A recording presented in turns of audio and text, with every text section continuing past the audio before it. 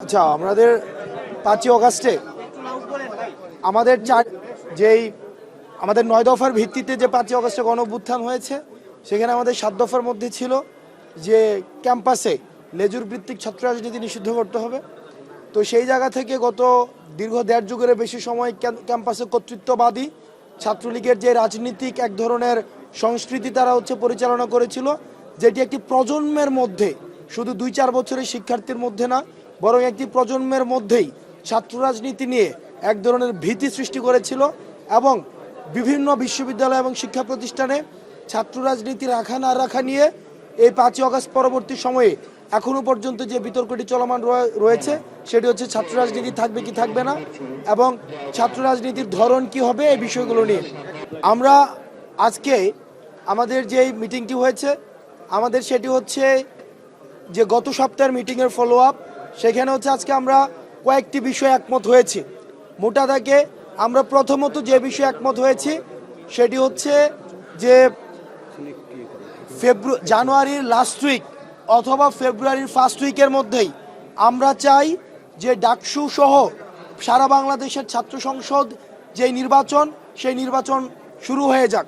সেটা হচ্ছে জানুয়ারির লাস্ট উইক এবং থেকে শুরু করে ফেব্রুয়ারির ফার্স্ট উইকের মধ্যে, কারণ মার্চের দিকে রোজা রয়েছে।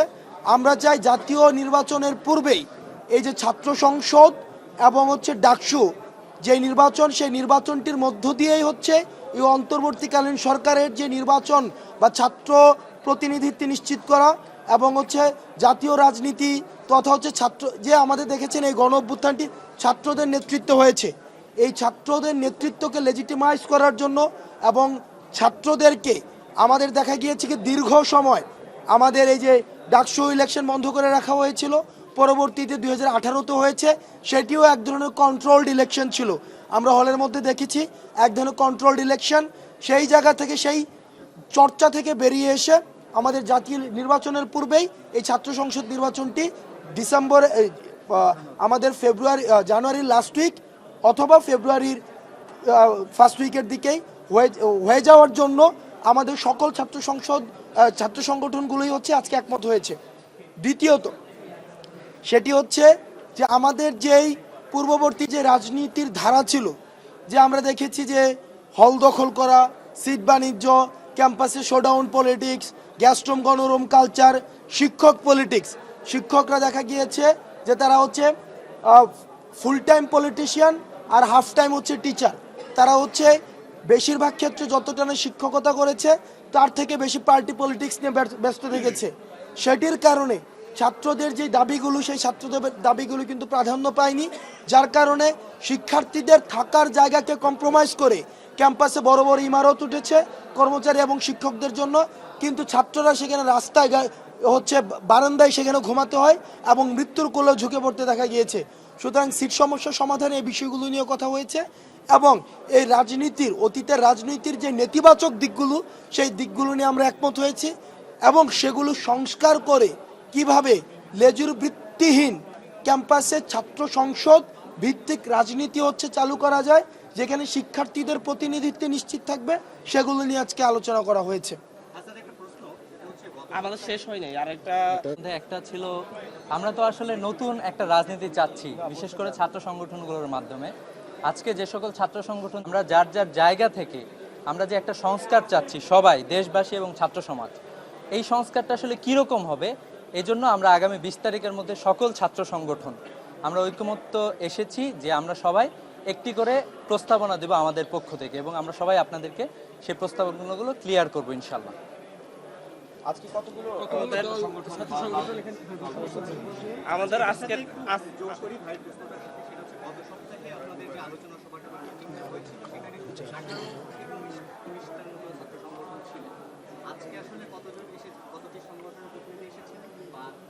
গত সপ্তাহে যারা এসেছিলেন তারা সবাই ছিলেন না থাকে, সেটার কারণটা কি? আজকে প্রায় 30টি ছাত্র 30টি ছাত্র সংগঠনের প্রতিনিধিরা এসেছিলেন, যেটা গত মিটিংয়ের চাইতে 11টি ছাত্র সংগঠন বেশি। তবে আমাদের এখানে কয়েকটি ছাত্র সংগঠনের প্রতিনিধিরা উপস্থিত হতে পারেননি।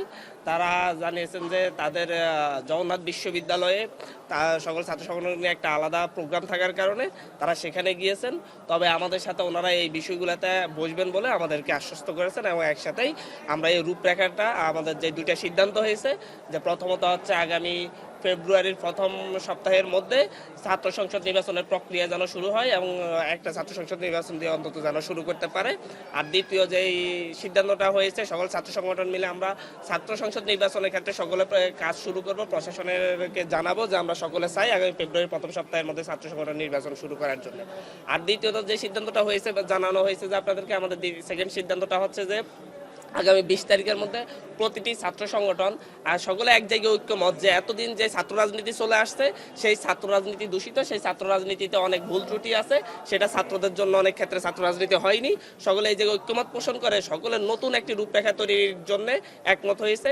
সকলে জানিয়েছে যে সকলে মিলে আগামী 20 তারিখের মধ্যে প্রত্যেকটা ছাত্র সংগঠন নিজস্ব প্রস্তাবনা তৈরি করবে, যেটা নিয়ে ওপেন ডিসকাশন হবে। প্রত্যেকটা ছাত্র সংগঠনের সাথে আলাদা আলাদা সবাই মিলে ওপেন ডিসকাশন করবে, এবং সবাই এই ওপেন ডিসকাশন শেষে একটা সম্মিলিত একটা রূপরেখা তৈরি করবে, যেটার উপর ভিত্তি করে বাংলাদেশের আগামী ছাত্র রাজনীতি নির্ধারিত হবে, ভবিষ্যৎ নির্ধারিত হবে। ধন্যবাদ।